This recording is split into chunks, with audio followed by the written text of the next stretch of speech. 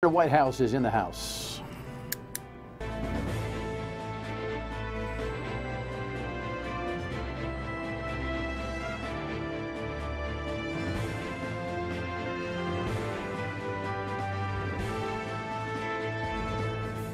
The Dan York State of Mind program is brought to you in part by Lookout Rhode Island and Taco Comfort Solutions. 8 days away from the general election, and Senator Whitehouse is fending off Bob Flanders, the former state Supreme Court Justice, Republican opponent. And we've had Mr. Flanders on a number of occasions. It's good to have the senator in, and we're going to get right to it tonight. Good Monday evening to you. We'll have polling data tomorrow, correct? In fact, you probably have seen some of it on the Eyewitness News coverage. We tape each day, broadcast in the early afternoon. The news cycle sometimes makes us a little discombobulated, but we'll have polling data, and we'll talk to Joe Fleming and Ted Nesi about that tomorrow. I wish we had it today so I could talk to the senator about whether or not he should be concerned about this election, but I'm sure he'll have his own take on it no matter what. Congratulations to Red Sox Nation. This is certainly one for the ages, perhaps the best Red Sox team ever assembled. I don't know. It's so hard. That's what you stay up at 2 o'clock in the morning drinking beers, arguing about. That's what sports is supposed to be. And it's supposed to be recreation. And it's supposed to be, I don't know, there's a whole soul to sport fandom that is hard to explain. But we know it's not as important as stories like this. And it's too bad that the news cycle is tampered down. And I mean all the respect in the world to the lives that have been lost here. This is the stuff we feel in our guts, the latest at early afternoon. He didn't see us, thank God. Barry Werber was in a dark room with fellow worshipers, hiding from the gunman in the Tree of Life synagogue. During a pause in the shooting, 88-year-old Mel Wax opened the door. He was shot and killed. He stepped over Mel's body, didn't pay any attention, stepped back and walked out. Police say Wax was one of 11 people killed by Robert Bowers. Federal prosecutors are seeking approval to pursue the death penalty. During the course of his deadly assault on the people of the synagogue, Bowers made statements regarding genocide and his desire to kill Jewish people. And community members are leaving flowers and candles here at the site to honor the victims. Among them, a husband and wife, 2 brothers, a doctor and a professor. He was a gregarious individual. Friends say Cecil Rosenthal and his brother David never missed a service. He just liked being in a community, and I think that's why he was such a strong practitioner of his faith. At a vigil yesterday, Tree of Life Rabbi Jeffrey Myers described the first moments of the shooting. I helped pull out the people that I could from the front, but alas, I had 8 people in the back. 1 fortunately survived. 7 of my congregants were shot dead in my sanctuary. Myers will hold the funerals for the 2 brothers tomorrow.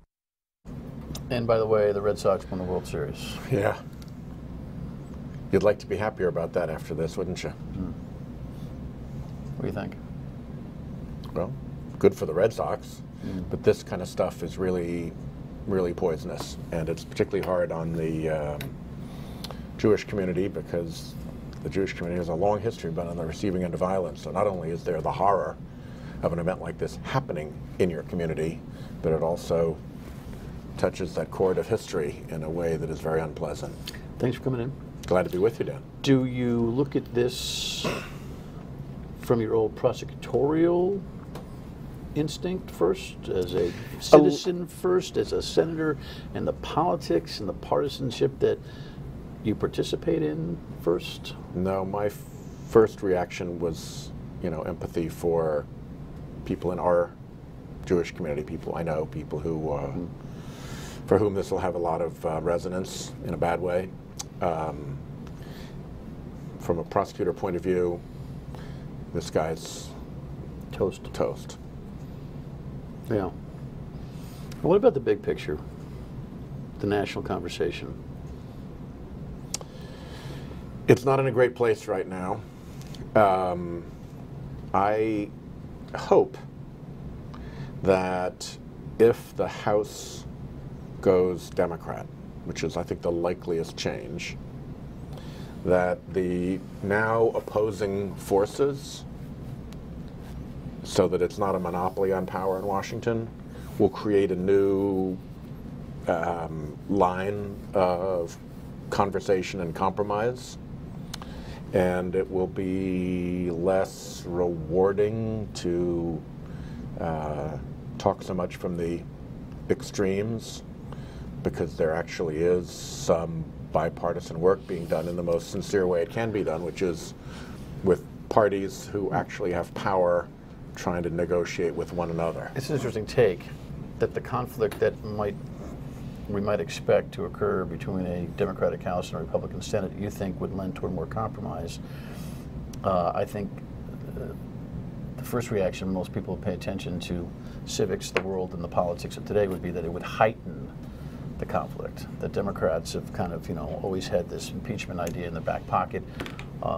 Many Democratic political leaders have been quick to say, listen, that should not be our first conversation. We ought to be talking about issues, but they've been drowned out. Conflict is the issue in this country right now. Yeah, well, conflict is rewarded, How? It gets attention. It gets attention. People want to watch it. They click to the screen, and so people who traffic in conflict get lots of attention. And if you are an attention-seeking president, for instance, then you're driven to traffic in conflict because it drives attention to you. One of the things that I note that people are usually very surprised when I say is that under President Trump, we've 3 times, we're not completely done the 3rd time, but we're mostly done the 3rd time, funded the operations of the U.S. government, which has a huge number of policy consequences, because where you put the money when you fund the government is a really big deal in terms of policy. And by and large, that has happened without incident. By and large, Republicans and Democrats and senators and congressmen have gotten together and agreed. And the Senate has been the place where the finale, if you will, has happened. The House sends stuff over and then it kind of gets boxed in and closed out as a final deal in the Senate.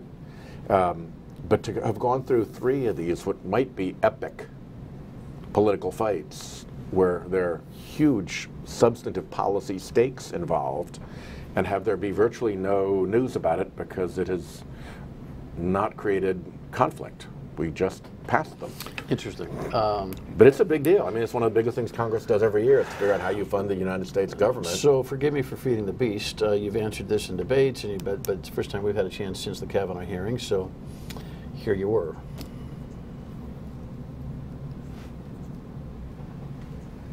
Senator, what do you like? Judge, have you, I don't know if it's buffed or boofed. How do you pronounce that? That refers to flatulence. We were 16. Okay. And so when your friend Mark Judge said the same, put the same thing in his yearbook page back to you, he had the same meaning. It was flatulence. I don't know what he did, but that's my recollection. We want to talk about flatulence at age 16 on a yearbook page. I'm game. When I watched that live, I thought to myself, oh, this is going to create, this is going to amplify this notion that you're in there, kind of like, remember the old Mikey Life commercials? Give it to Mikey. Mm-hmm. He'll eat anything. It's almost as if, give it to Sheldon. He'll do this. Like, I understood the prosecution of that. Yeah. I understood what you were doing. You've got to define your terms as a prosecutor. But did you know, head down, boots, bots, did you know in the moment with millions of people watching that this wasn't good? Wasn't going good? Wasn't going to be played well? Did you feel Actually, to the contrary, you felt like you had a moment? No, I felt like I was doing my job. You know, if you're a prosecutor, or even if you're a civil lawyer, if you're taking a deposition, the very first thing you do is define terms. Understood. So that we do that. So that was what I felt I was doing. I didn't think that there was going to be a big fuss over it one way or the other. Did you guys negotiate who did that part? No. You just decided to do that part? Yeah, I had a bunch of different questions to ask, and if you're down the row a few, you know, some of the questions get asked as it comes down to you. But it is important that you define terms if you're going to have a conversation. First of all, I've yet to meet somebody who believed his definitions of those terms, just for starters. And second of all, what I have seen since then, I know that there's been, some fussing and conflict about that has been attractive in certain places. But if you look at the general feedback in my world of seeing people at events and traveling on the plane back and forth and being on doors, visiting people and all of that, the amount of support I have received is overwhelming. I was meeting a reporter at a coffee place in East Greenwich, and I was coming down the hill from where we'd parked, and I turned the corner, and I didn't see the woman coming the other way because it was a corner. We kind of bumped into each other, and she said, "Sheldon Whitehouse, I love the way you did the Kavanaugh hearings. Thank you," and gave me a big hug, and then we just went on our separate ways. I didn't know who she was. That stuff happens like 3 or 4 times a day. So I think overall, particularly from women who felt that Dr. Blasey Ford was completely disrespected in this process, and in many cases from women who've had some experience of sexual harassment or sexual assault, this was a very different thing than the reaction you're describing. And it's that thing has been really the bulk of my experience, probably like 90% of it. All right, we'll talk about the campaign a little bit when we come back. Stay with us.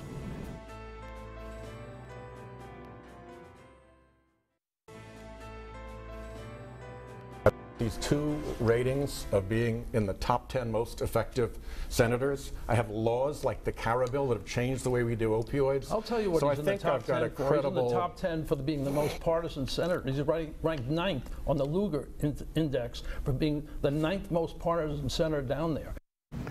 So thus and such is how Sheldon Whitehouse defends and is opposed. Obviously, Bob Flanders, his opponent. Though, despite the feedback you've received on the Kavanaugh hearings and the like, in general, you are a provocateur in the U.S. Senate, have been. You take the tough arguments. You've been somewhat of the bulldog. You've never shied away from that. Versus, say, Jack Reed, who I'm not going to say, this is not meant insultingly, like he's more statesman-like, but you've taken on the tough ones. And it seems like you enjoy this. From a guy who's been doing this for a long time, I understand it. But you're perceived by the people who don't like you, especially, I've got a lot of out-of-town emails during the Kavanaugh hearings. I know you know that guy Whitehouse. When you see him, tell him. My guys are a little bit, conservative. You got that, right? I mean, you carry that persona. Is it something you think about? Is there a consciousness about it? No, and I think it's also exaggerated, and perhaps particularly exaggerated in your audience, because that's not the way I go about my business. It doesn't reflect my friendship with Republicans on the other side. I mean, there are some big fights that we have in this country right now, and I think we have to be fighting really hard on those big fights. I think that the whole problem of dark money and who is using it and what it's done to our politics is a complete disgrace. And it does make me angry to think that there are usually in our history men who went to war for this country and bled and fought and died for democratic principles, and now you have these operatives from big special interests pulling strings behind the scenes because they've got access to unlimited dark money, and they're on some issues actually corrupting the government of the United States. That's a big deal to me. So when something like that comes along, I will fight. But on a lot of things, I work very well with colleagues. We have an Oceans Caucus in the Senate because I set one up with Lisa Murkowski of Alaska. We have the CARA bill because I went to work on it with Rob Portman of Ohio. And I think if I were the flamethrower that a segment of the population has been sold on the prospect that I am, I don't think John McCain would have had me as the one sitting senator he had as a pallbearer at his funeral. I wanted to ask you about that. It almost feels like a long time ago that he passed away. Yeah, doesn't it? You agree? Yeah. Yep, I sure do. It's strange. It's only months. Yep. Why? Well, we went from the majestic funeral ceremonies for him, which I think called forth some of the great American virtues and traditions. And then we went straight from that into the Kavanaugh hearings. How? Well, that was scheduled. That was scheduled. It just happened to be, you went from one to the other, and bang. And I think that was a very harsh reset, and made it seem like those days were further back than they actually are. Well, the lessons McCain tried to leave, I think, will probably reappear at some level in the conversations. I mean, I hope so. Those things tend to be ebb and flow. But I hope so. Speaking of Kavanaugh, it's hard right now because you have to really be a McCain and have that kind of independent standing to push back against President Trump as a Republican the way that he did.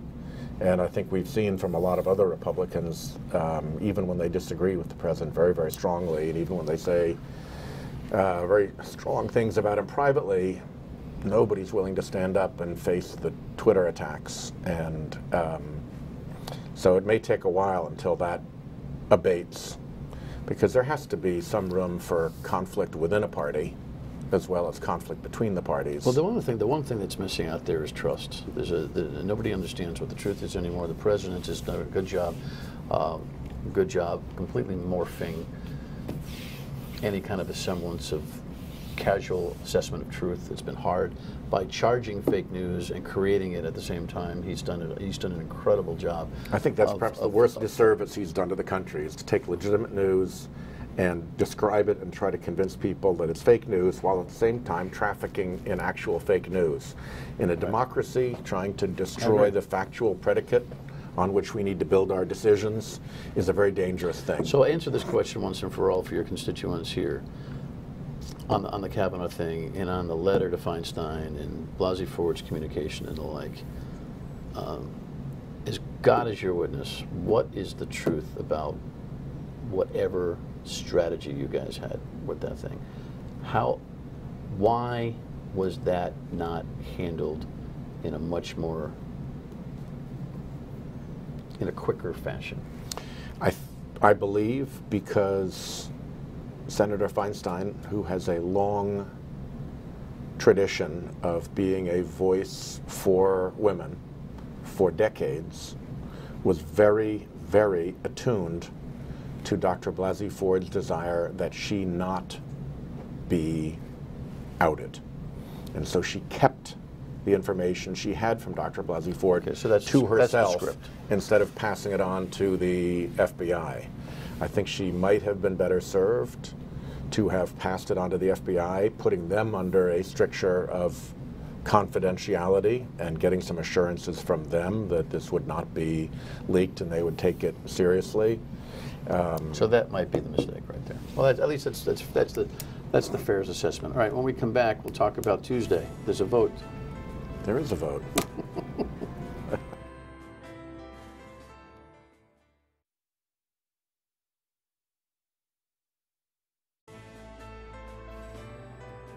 Suburban towns that went the way of Donald Trump in this election season. So it ain't a gimme. And if Bob Flanders gets into this thing, he's a blue chip candidate, is he not? We'll see. Nobody's a blue chip candidate until they've won a race. He's a blue chip candidate. He's a former state Supreme Court justice, and he's a well-respected guy. My judgment is that he's a blue chip candidate. Okay. Bob Nortolillo, the state rep, it's not a blue chip candidate. Running a political race is a brand new skill set, and I don't think you can necessarily translate being a state Supreme Court justice into being a effective candidate. So we will see. But at the moment, nobody's yet declared, and we're well over a year away from any primary. A year ago, I thought you were a little cocky. What do you think now? Like I said then, if you try to translate success in other areas into success as a political candidate, it doesn't always work. That's a well-known feature of political life. I've never known you to be a nervous Nilly, and you are a very confident guy. You don't become U.S. Senator without being a confident guy. But your confidence is just bleeding over here right now. You have polling data? The polls are looking good. We're on the air. I'm working very hard. We've worked very hard to build a really strong campaign. So as you look at the work that has been done and you get to, game day, I think, there is cause for confidence. And you look at people like Belichick, and he goes into a game with confidence. It's not because he's got a confident personality. It's because he has confidence in his players. He's got a good strategy in place. He's done his homework. Yeah. The team is going to hit the field strong, and we know what we're doing. Well, listen, it's a blue state, and it's hard. It's hard to be a Republican running against an incumbent Democrat. You talk about dark money, and I have the same thoughts on it in many ways. At the same time, the power of incumbency in the 6-year term, the amount of money you're able to pack away, raise, and the comfort zone that an incumbent, at least in this region of the country, lives in, is almost insurmountable. It's almost unfair in some ways, don't you think? Look, the people of Rhode Island know me. I've run repeatedly now. I've won and I've lost. And I think that we have a state that wants a certain kind of candidate, and I think I've been able to meet that. How about the compromise of dark money? I'm just riffing here now, just for a second. We get rid of it, then we cap you. We cap you on what you can spend in a campaign. You meaning incumbents. Yeah. You'd have to figure out a formula that worked both in Rhode Island and California. But you understand that. But there's an imbalance there. Actually, you know what I think the real imbalance has been with dark money is that for a long time it went virtually entirely to Republicans. I had a conversation with one of my colleagues who said, if you want to get rid of dark money, you're going to have to raise a lot more of it. Because once it's even, then we can all agree that it stinks and we can get rid of this rot. But while we have a huge advantage, it's not fair to ask us to do that. In this election, you've seen a lot more Democratic dark money. So the good news of that is it may enable us to get rid of this rotten stuff for once and for all. All right. Give me 10 seconds. Why should you be reelected? I think I have a combination of being able to fight for values that matter to Rhode Island and work well with my Republican colleagues on bipartisan successes for Rhode Island. I think that's been a demonstrated pair of qualities, and I think I'm aligned with the values of the state in exercising those two qualities. Good luck. Thanks for coming in. And Good I know to be you'll with come you, back Dan. after the election. Of course. Good to see you. Good to see you. Final word when we come back.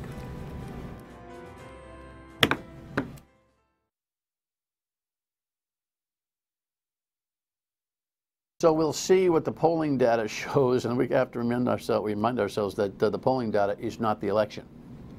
And polling data has been a challenge nationally, but Fleming Associates, Roger Williams, and WPRI generally hit the nail on the head. So we'll talk about that tomorrow night as the polling data on both the governor and Senate races comes through. We'll talk to you at 3 o'clock until 6 on WPRO.